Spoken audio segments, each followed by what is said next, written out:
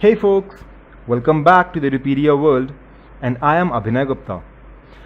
Today we'll be starting with a very fresh new topic, an interesting topic. You will not be learning about any act, any statute. No, today I will not be teaching you any specific law, but today we'll learn how to interpret the law in general. Right? Because no matter you mug up, you learn, you know all the law, all the statute, but unless and until you know how to interpret them, you may not be using them appropriately. Right? Because English is a language which has different meaning. Each word in English can have a different meaning when placed in a different context. Right? So when there are a couple of words that are brought together, right, as a language of the statute, it becomes difficult for us to interpret it.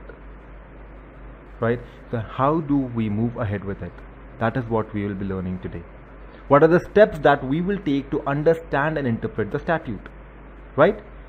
So the chapter is the interpretation of the statute, deeds and document. Right? And this is actually the last chapter in your entire curriculum. But if you refer to the questions, or if you have a stat, if you go to the study material, you go to the practice manual, you take up the book of any teacher that you refer, right? In the beginning of the book, you will always find an analysis of the marks content of all the subjects, of all the chapters, right? And there you'll find that interpretation of statute is one chapter that is continuously asked over and over for 4-mark question, right? So the general weightage of this chapter is just 4 marks. But that 4 marks becomes important, because if you have not studied the chapter, you will not be able to write it in a proper language, the language that the examiner would expect out of you, the language that the institute expects out of you, right? So please do not take this chapter as a lenient chapter and just let it go that okay, it's 4 marks, who is gonna study so lot for 4 marks?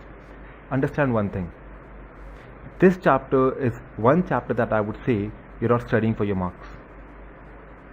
Right? This chapter will although fetch you just 4 marks in the examination, but this chapter will teach you law for your lifetime.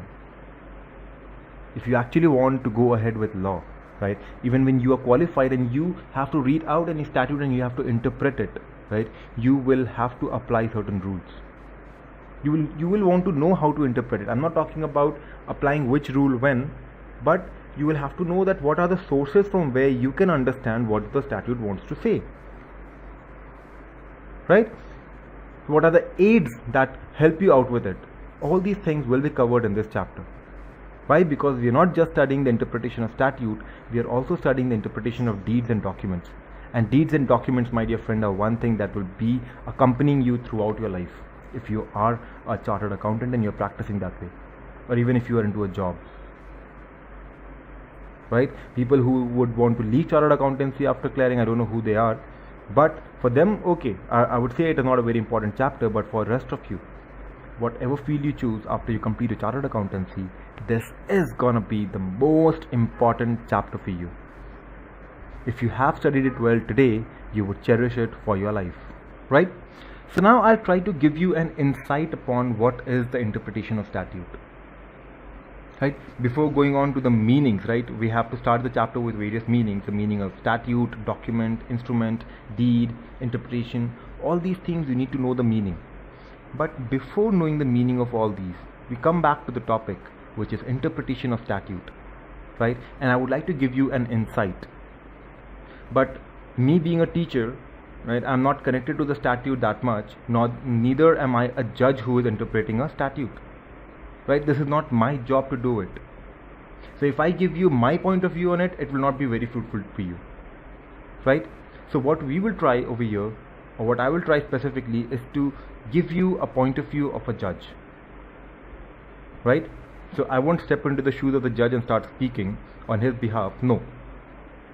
But I would refer to the content that has been given by a judge personally. Justice A.K. Srivastava.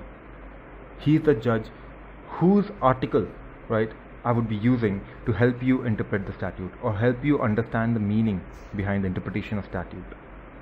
Right? So Justice A.K. Srivastava was once the judge of the High Court of Delhi. Right? And if you want, you can go back to the institute website and refer to the journal of the institute in 1995. Back then, he had an article posted in the Institute Journal that talked about the interpretation of statute. So today, I will try to give you a little depth about the topic, right, in the words of Mr. A.K. Srivastava, or I would rather say Justice A.K. Srivastava, right? So Justice A.K. Srivastava in his article says that words basically they are used as a medium of communication, right?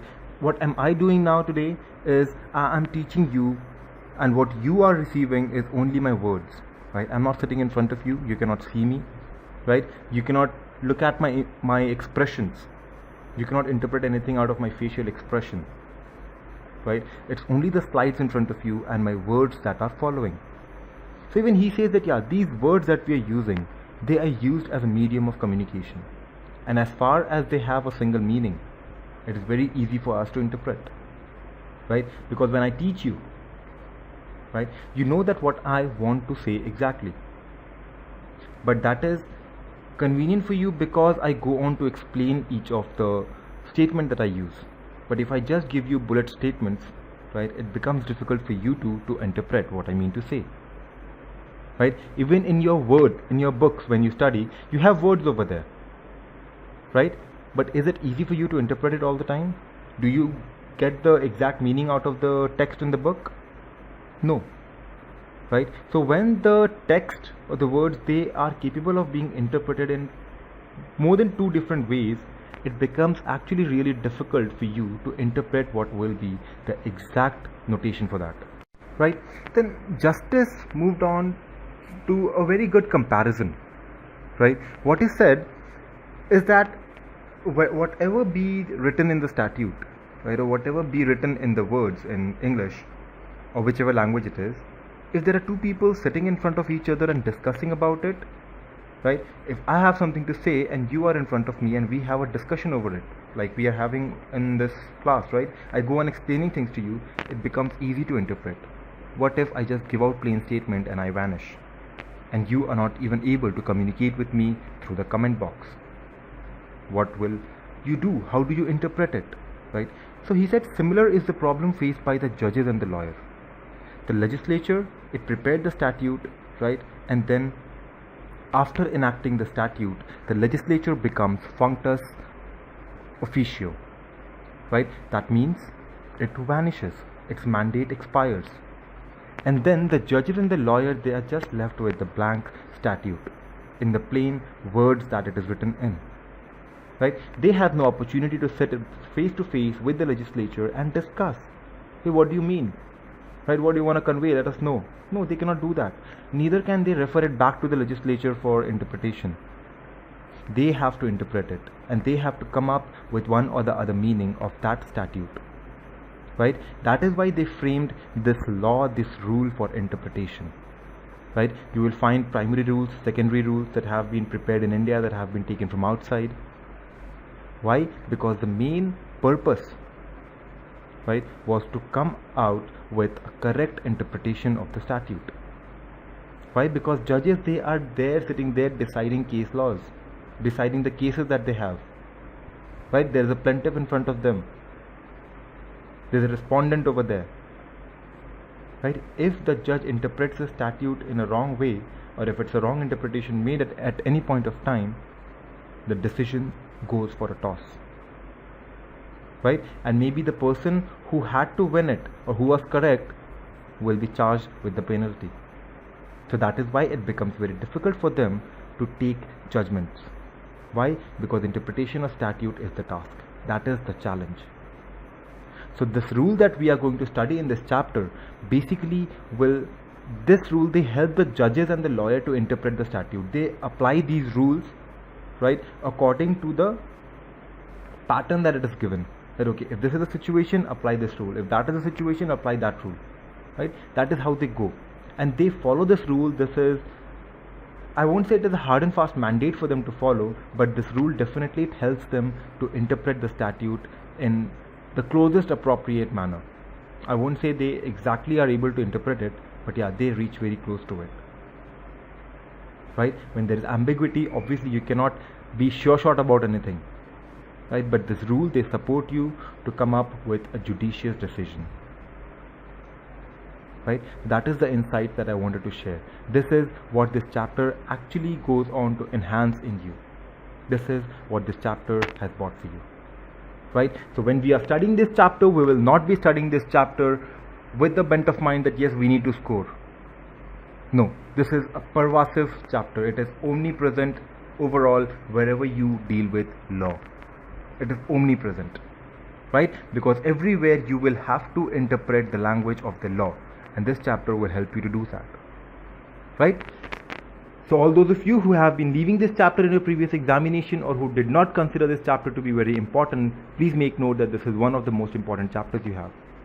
Because moving forward, if you're not associated to a company, if you are associated to a banking company, then Banking Act will be very essential for you. But there are other acts that are applicable in the bank and you don't know, right? Maybe SEBI, you won't use it. Maybe you're not using insurance in future. So other chapters that you will be studying is specifically for your examination point of view, that yes, we need to score over there. But when we talk about interpretation of statute, right, you're not studying it for your examination only. You are studying it for your future. You're studying it to be a successful chartered accountant, that you are able to interpret the statute in the correct manner, right? This is going to help you throughout your life, not just in your examination. So consider this chapter to be one of the most important chapter, and please pay attention and go through all the videos that you have on this chapter. I will try my best to help you out with the interpretation of the statute and to help you understand the rules rather than mugging them up, right? Because once you mug up, you can write it down, but if you mug up, you cannot use it. But once you understand, once you seep in, right, you are able to use it. Okay with that? So with that bent of mind, with that interest in you, right, with that target, we move ahead with starting the chapter, the interpretation of statute, right? So first thing, when we are starting the chapter, we will be dealing with certain meanings, right? So we need to know what is a statute, what are documents, what is an instrument, what are deeds, and what is interpretation, right? So we will first start understanding with what is statute, right? And this question has been asked to you in your CA final May 2002 already, right? So you also get to explain these definitions in your examination, although it is rare, but you do. So basically, if I talk about statute, then statute that can be defined as the written will of the legislature, right? Whatever the legislature has written, that becomes a statute. Now, when we say it is the written will of the legislature, it is very important for us to understand what legislature is on the first hand, right? How many of you actually understand the meaning of legislature? Be very frank. This is not a live class where I'll call you out, but you have to be frank with yourself. Because me as a student, I had learned that yeah, legislature prepares the law, but I never knew what legislature is actually, right? So I thought I would let you know what legislature is. Most of you who know it, well and good, but for the rest who do not know, right? So forget about the language given in the statute for now. Just understand that when we talk about legislature and when we say that legislature is something that prepares law, then it will always depend from country to country and from the legal structure of the country to different country, right? But if we talk in the context of India, even then we have two different parallels. One, are we actually talking at the central level or at the state level? In the central level, the parliament is the legislature, where you have the two houses, Rajya Sabha and the Lok Sabha, right? So who prepares your law in India? It is the parliament, right? Who in parliament? There are two chambers, two houses, that is the upper house and the lower house, Rajya Sabha and the Lok Sabha, right? But again, if you go down to the states, right, then each individual state have their own legislative assembly, right, where you have the MLAs, members of legislative assembly, and in the center you have MPs, members of parliament, right? So these are the members who prepare that law, right? It is a complex structure of how the law is actually prepared, but all you need to know is yeah, these people and these bodies, they are known as legislature. In central, your parliament is the legislature, and at the state, your state assembly is the legislature. Now, are you clear with the term, right? So whatever they say, right, they don't narrate it in words or open in the public, or they don't come on the television or in the news and say, yeah, we say this will be enacted or this is what is going to happen. No, they bring out formal documentation on it, right? And they are just written words, and they are the statute, right? It is, again I say, statute is the written will of the legislature. So whatever the legislature writes and enacts in the country, that would become a statute. That is law for the country, right? And this chapter is all about interpreting that law, interpreting that statute. So we can also say that statute is a law which is established by the act of the legislative power. They use their legislative power, and then they establish a law which is termed as statute, right? And basically statute is the law and regulation of every kind. Each and every provision of the law is a statute, right? We have been dealing with different acts, that is the Company Act and also the allied laws, right? So all the provisions in all these laws, they are all termed as statute. Whether it permits anything, whether it prohibits anything, everything is a statute, right? Now do you understand what we mean by the term statute, right? It is very easy for you to use the word statute in your answers, right? But if you get a question, please define statute, then everything goes for a toss. Oh, I know how to use the word statute, but how do I explain it, right? So whatever I just said will actually form part of your answer over there. That one sentence within quotes, that statute is the written will of the legislature, that has to be there, right? And then the rest they follow, okay? But moving further, you will have to understand that the Constitution of India, it does not use the term statute. It may be used anywhere else in the world, but in India we always call it law. So the entire subject that you are studying, the corporate and allied law, even that is a statute. Whatever you are studying over here is a statute, right? But we term the statute as law in our country, right? And that would include anything, any ordinance, any order, any regulation, right? Any bylaw that is coming up, any notification in the official gazette, all of these things are statute. That means, but in India we call it law, right? So we'll conclude and we'll say about it in a nutshell that statute is the law of any sort, may it be from any act, may it be from any provision, may it be anything. That is statute, right? So when we are asked about statute, we'll say, yeah, this is statute. What we use in our country is a separate issue, right? But we call this as statute. Clear with that? Now I hope by this process, right, I don't think you will need to learn the meaning or the definition of statute anywhere. That okay, you open your text, you open your study material, you go through 3-4 paragraphs and then you try and understand what statute is. This is simple plain text, right? I'm trying to explain it to you in a layman's term. Going very technical with it again causes a problem. Why? Because again there is a problem of interpretation. Clear with that? Next we'll take up the definition, or sorry, the meaning of document. So basically in the layman's term, what is the document? You all know, you all have held a document in your hand in your life, right? All of you have done that. Even your mark sheet of your class 10 and 12 were your documents, right? If you go for any for anything, if you go for the examination, if you're going for any verification, if you're going for any interview, wherever you go, they ask you to get your documents along, right? So in the layman's term, you understand what is document. Basically it is a printed sheet of paper, right, which either gives you some information or is used as an evidence for something, or you attach it as a proof, right? So that is document, right? But when we talk about law, right, the law defines document in a different context, like you see on the screen. The law defines document in a more technical form. For example, Section 3 of the Indian Evidence Act 1872 states that document means any matter expressed or described upon any substance by means of letters, figures or marks, or by more than one of those means not individually any letter or figure or marks, but a combination of any 2 or 3 of them, right? And which is intended to be used or which may be used for the purpose of recording that matter, right? Means if you try and understand and interpret what is written over here, again we're talking about the interpretation. Then document means that any matter is actually recorded that you actually wanted to express. And how is it recorded? It is recorded by using letters, figures or marks, or the combination of them. simple one line, right? But how the law goes ahead with it is on the screen, and it makes it actually difficult to interpret. But if you try and understand, you don't have to go ahead with this 6 lines over here, right? It will be wounded up in just 2 lines or one simple line, right? That you want to record something that you want to express, and how do you record it? You record it by means of letter, figure and marks. That is it, right? So that is a document, right? Now we move ahead to instruments. So instrument basically is a formal legal document.